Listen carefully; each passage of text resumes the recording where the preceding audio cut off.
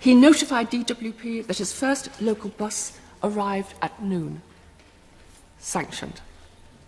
One man, and the reference is UCR 0065, one man with traumatic brain injury affecting his memory was late for his appointment. Sanctioned. Losing several £100s, he self-harmed. Unable to afford the bus fare to hospital, he closed his wound himself with superglue. Tribunal judges are scathing. The greatest problem, however, is the 6-week or more waiting period and then monthly payments in arrears, supposed, if I may say so, to moralise some of the most marginal in society into behaving like middle-class salaried professionals resilient with savings. Government must know the stats. 58% of those on UC are paid weekly or fortnightly, not monthly. 58%. Plymouth Community Homes with 14,000 tenants, 75% of their claimants are paid weekly, fortnightly, or have limited hours. So payment delays sink those claimants deeper into the quagmire of debt. In Gateshead, 221 of 231 tenants on UC have arrears over £800. Holton, 920 of its 1,000 tenants. Croydon, Southwark, Tower Hamlets, average debt for all UC claimants around £1,000. Many, I fear, will never get out of the debt we have constructed for them. Family members, themselves struggling, trying to support other family members, as one sister said, it's the poor that are supporting the poorest. Over a quarter are waiting more than 6 weeks for their initial payment, 1 in 10 for more than 10 weeks, without earnings, benefits, or savings, pawning their belongings, missing meals, charity workers finding a fiver out of their own pockets to put back on the meter for some lighting and heating, and all of them facing Christmas. Advance payments, yes. Half of new UC claimants now claim them. Evidence, surely, that the 6-week model was flawed from its very beginning. But unlike the low cap in tax credits recovery, DWP for the next 6 months takes up to 40%, often far more with other debts, from your UC standard allowance for advance payments, council tax, utilities arrear.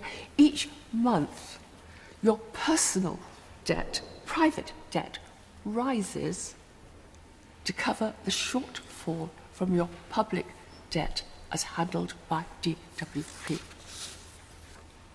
The second largest delivery issue is that UC is not paid directly to landlords on request. 79% of UC claimants are in rent arrears. Some have already been evicted by social landlords. In Northern Ireland and in Scotland, at the tenant's request, UC payments can be made fortnightly rather than monthly in arrears, and the housing element paid direct to the landlord. If Scotland, if Northern Ireland, why not England? Yeah. DWP is extending its trusted partner and landlord portal scheme, but not to the private sector. Private landlords need their rents to finance their mortgages. Some tenants are waiting 10 or 12 weeks, yet 8 weeks of arrears is mandatory grounds for repossession. So what changes might, in my view, help to rescue UC? What might begin to redeem those broken promises that work should always pay, that people would be lifted out of poverty, that delivery would be simple? Of course, I would like a reinstatement of the cuts from benefit fees to second child policy. Those are big ticket items. But in particular, a 4-week rather than 6-week initial payment. We hope to see that in the budget. At tenants' request, fortnightly payments of UC and direct payments of the housing elements to landlords, as in Scotland and Northern Ireland. Cap, slow down, DWP debt recovery to avoid even deeper debt. Raise the work allowance. Pilot some second earners to see whether their own work allowance would bring them into work. 2/3 of children in poverty have a working parent. If work really paid, a second earner could lift her children out of poverty. And that must matter, I'm sure, to us all. And a proposal from someone who knows how UC works. Most UC problems hit and hurt claimants within the first 3 or 4 months. A fortnight's UC grant at the beginning of a UC claim, no clawback, just a fortnight's grant until first full payment as now, would keep so many families afloat. A grant that does not need to be repaid. How much?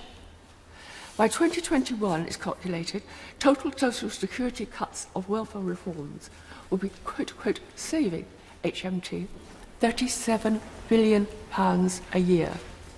86% of that falling on women, of course. A 2-week grant costing between 400 to 600 million, combined with just 4 weeks until first payment, could indeed transform lives for the better. A grant financed perhaps by the previous year's 680 million underspend on tax credits pointed out by the OBR.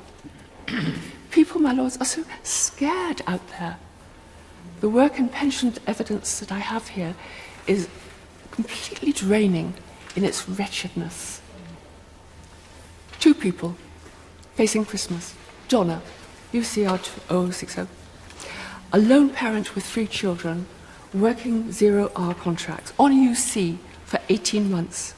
When her hours were cut as a ZHC worker, as little work was available, she tried to get an advance payment, but was told, correctly according to the rules, it was too late. Her fault, they said. She should have budgeted better. And I quote from her. I quote, "I wanted to say, you don't know my situation. I work 40 hours a week if I can get it. You don't know how hard this has been. I'm a person." Steve, a 55-year-old maintenance engineer made redundant April 2016. After 4 visits and 3 months, he got his first payment. The stress and fear led to angina, and he was hospitalised. So he missed an interview and was sanctioned for 2 months. The resulting rent arrears of £1,000 meant he lost his home. My lords, he did everything right. We, my lords, did everything wrong. We broke our promises, and we broke him with it. What Christmas for Donna, for Steve? My lords, we must do better than this. Sir John Major said last month, UC was, quote, operational, very messy, socially unfair, and unforgiving. Was he wrong? My lords, I beg to move.